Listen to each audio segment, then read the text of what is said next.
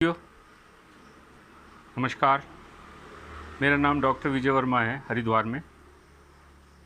और आज मैं अनशन पर हूँ।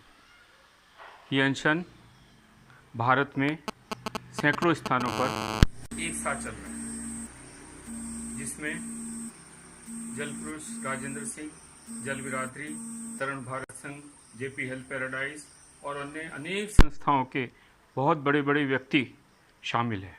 क्यों? क्योंकि ये गंगा का मामला है। एक बहुत बड़ी बात हो चुकी है।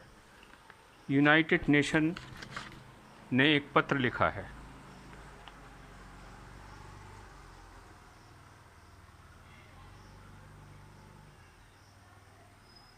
ये यूनाइटेड नेशन का पत्र भारत सरकार को लिखा गया, जिसके अंदर ये कहा गया कि अब गंगा के लिए स्वामी निगमानंद, स्वामी सानंद जी के बलिदान के बाद और कोई बलिदान नहीं होना चाहिए।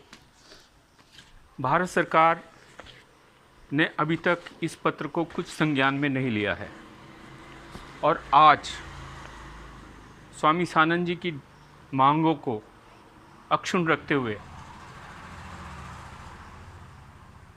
मातृसदन में अध्यक्ष शिवानंद जी 3 अगस्त से अनशन पर है। वो सिर्फ पानी पर है। अभी तक सरकार ने उनकी कोई बात सुनी नहीं।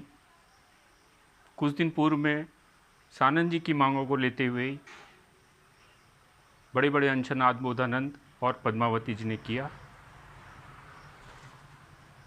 उनके साथ बहुत दुर्व्यवहार हुआ। पद्मावती की हालत भी काफ़ी ख़राब हो चुकी है। ऐसी स्थिति में जब सरकार ने कान बंद कर लिए हों, आँख बंद कर ली हो, चुप्पी साध ली हो, तो एक इस तपोभूमि पर एक तपस्वी सन्यासी जो गंगा को बचाना चाहता है, उसके अलावा और कोई रास्ता नहीं है। बलिदान पे बलिदान होते जा रहे हैं। हरिद्वार की जनता भी चुप बैठी रहती है। यही कारण है कि हरिद्वार आज त्राही त्राही कर रहा है। गंगा उनसे विमुख हो गई है, गंगा दुखी हो गई है, गंगा क्रोधित हो गई है। यही कारण है कि कोरोना का इतनी बड़ी महामारी है। यही कारण है कि गंगा में सोमवती अमावस में स्थानीय नागरिक भी गंगा का स्नान नहीं कर पाए। मुसीबत में मनुष्य ईश्वर के पास जाता है, लेकिन यहाँ सारे मंदिर बंद हैं, यात्राएं बंद हैं, आने वाले कुंभ पे भी संकट है। यहाँ के अधिकांश साधु संत महंत, पंडा पुरोहित, व्यापारी कभी भी महासदन में चल रहे इस गंगा के सत्याग्रह को चुप्पी साध लेते हैं या फिर देख के अनदेखा करते हैं। इसका एकमात्र कारण है कि या तो उनके मन में डर है या यहाँ पर बहुत ज़्यादा पाखंड है। इतना पाखंड की हद है कि गंगा, जिसको भागीरथी लाए थे अपने 60,000 पुरखों की अस्थियों को सींचने के लिए, वो अस्थियां गंगा के जो बेड पे पड़ी हुई हैं, उसके बाद तब से अब तक हजारों करोड़ों हिंदुओं, सनातन धर्मियों की हड्डियां इस गंगा के तट पर पड़ी हुई हैं, लेकिन उनको खनन माफिया ने छत विक्षत करके निकाल लिया है। गंगा का नाम हर की पैरी पर अब गंगा नहीं, नहर है। यहाँ पर अस्थियां विसर्जन अब नहर में हो रही हैं। अनेक डैम बनने के बाद गंगा का जो प्रवाह है वो भी ख़त्म हो गया है। अविरल और निर्मल नहीं रही। अब गंगा प्रदूषित है। ऐसे समय में ऐसा लगता है कि अब जब मंदिर में राम आ चुके हैं तो उनकी वानर सेना भी जागृत हो जाएगी।